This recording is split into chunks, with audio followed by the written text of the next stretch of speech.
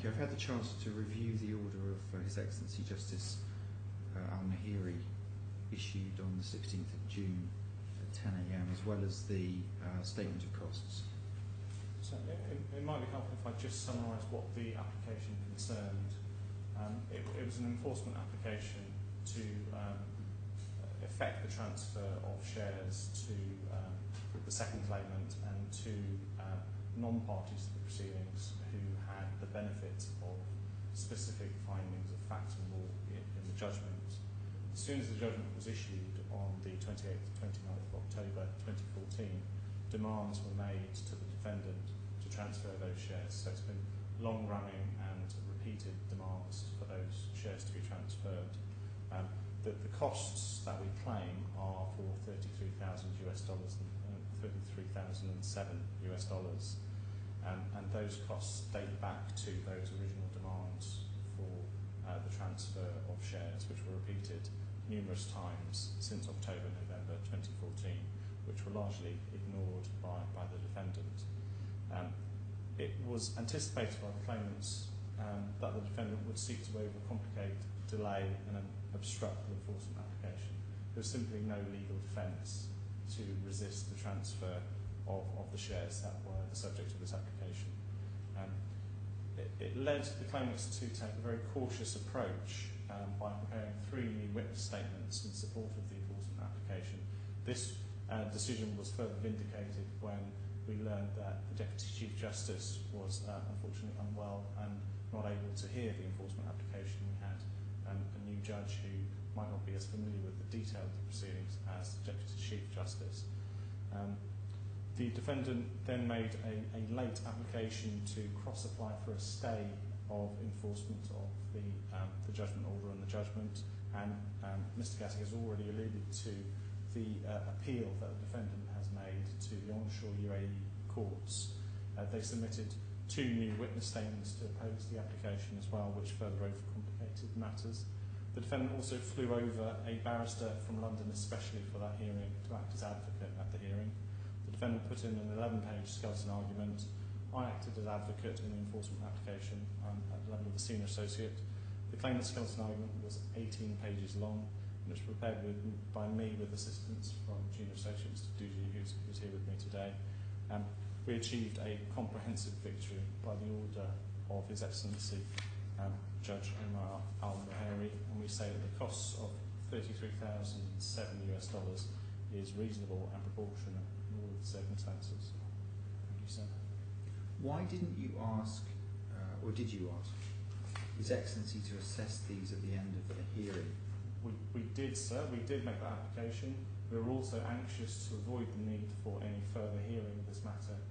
So we actually also included some written submissions on costs in our skeleton argument, which was unusual. We anticipated that a judge who was not familiar with the background of the case was likely to reserve judgment as he did. So we wanted to avoid the prospect of further cost submissions in writing or a further hearing. It's only by fortune we got the order yesterday that we've sought to roll it into the detailed assessment proceedings today with the express consent of the defendant.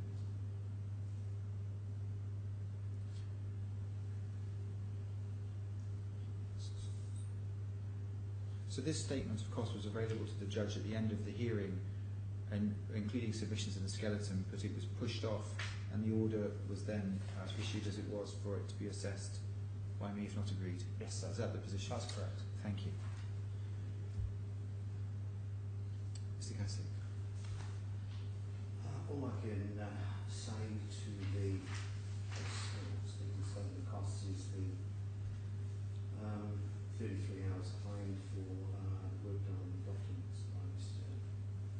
Deputy, 43 hours since it would be after hearing some statements that effectively annex documents prepared by Alan Mowbray, and they weren't very long at the law, as far as I can recall. What would you have considered to be reasonable and proportionate? I would have said it would have been up to, say, 15 hours at the most, 2 days worth of work. Mr. Duji's time? Yeah.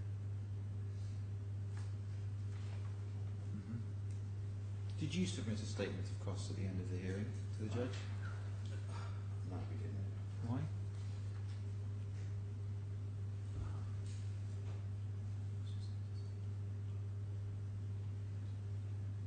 It was anticipated by us that the judgment would be reserved. No, but the rules, I think, say you have to give one in 24 hours before a short hearing. Okay, understood. Did you put one in afterwards? By chance, to help the judge? No, okay. I just wanted to see it if you had one. No. Okay, so you'd like to see the 33 hours for Mr. Duji reduced to 15? Yes.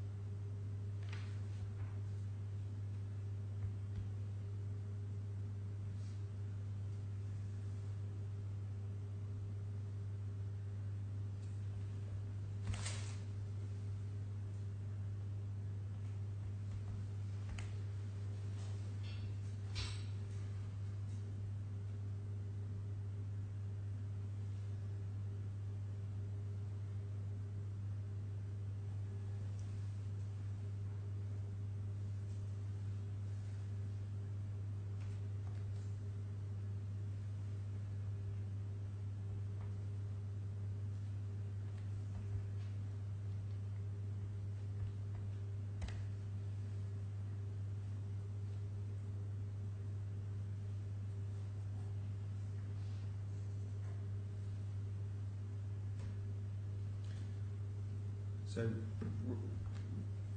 running the numbers through, you're asking for a 25% reduction on the bill. Yes.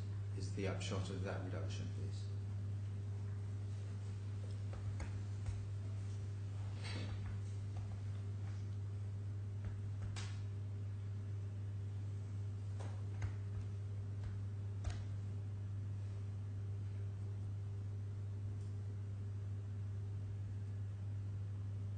Which would take the amount claimed to 24,755.9, presumably plus the additional.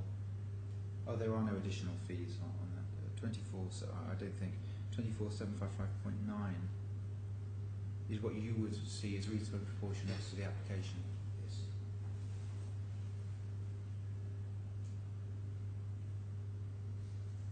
And of course, it's extremely difficult in isolation to make an immediate assessment of costs, which is why ordinarily it's done by the judge at the end of the hearing.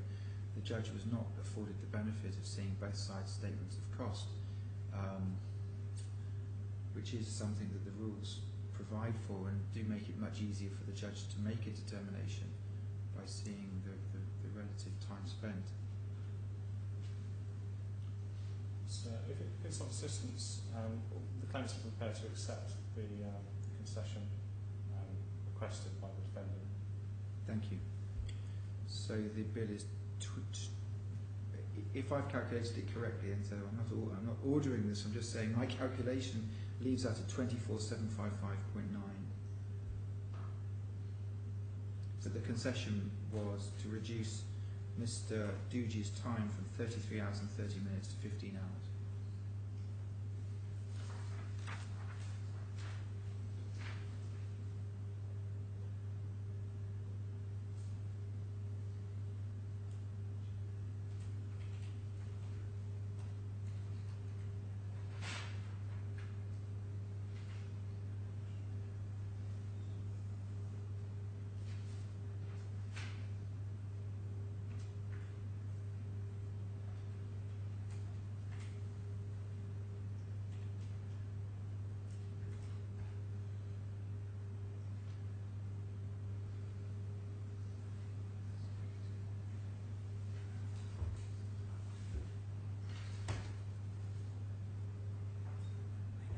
So we've just checked the calculation. I think it's actually less than you have calculated. If we have 15 hours of Mr. Duji's time and work done on documents 2, I think that 15,242 figure, 0.50, comes down to 6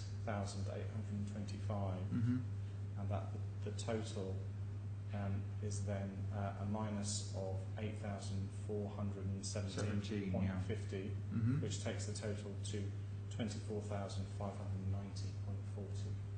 on our calculation. Of course, there's always a danger with lawyers resulting in calculators. Well, it's somewhere between 24755.9 and 24590, and I'm sure the paying party would rather take the lower of the two. Yes. All right. So it's 24590.40.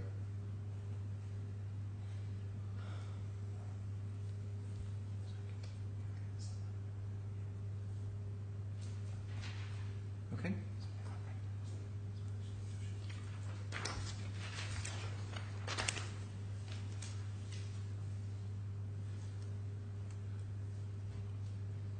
So there's no matters, no further matters from us.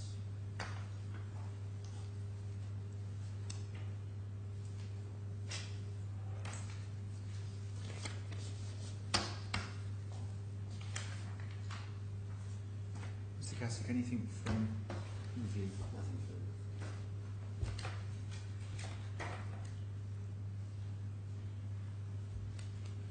Well, let's finish with this. I'll say again, I think your client's adopted an unusual approach to costs, and I don't think it's done it any favours, but we are where we are. Thank you.